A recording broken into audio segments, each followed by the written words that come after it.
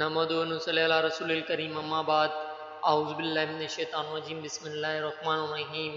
حدیث نبی ہے، حضرت ابو ہریرہ رضی اللہ تعالیٰ عنہ سے روایت ہے، رسول اللہ صلی اللہ علیہ وآلہ وسلم نے فرمایا، جب تک میں تمہیں کسی معاملے میں آزاد چھوڑ رکھوں بلا وجہ سوال نہ کرو، کیونکہ تم سے پہلے لوگ اپنے انبیاء علیہ السلام سے سوال کرنے اور پھر ان کے کام کی مخالفت کرنے کی وجہ سے ہلاک ہوتے، لہذا جب میں تمہیں کسی کام کا حکم دوں تو حسب ہمت اس کی تعمیل کرو، اور جب کسی کام سے منع کر دوں تو اس سے رک جاؤ۔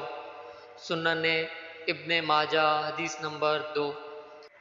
دوستو، اس ویڈیو کو ثواب کی نیت سے شیئر کریے گا، سبسکرائب کریے گا اور لائک ضرور کریے گا۔ السلام علیکم ورحمۃ اللہ وبرکاتہ۔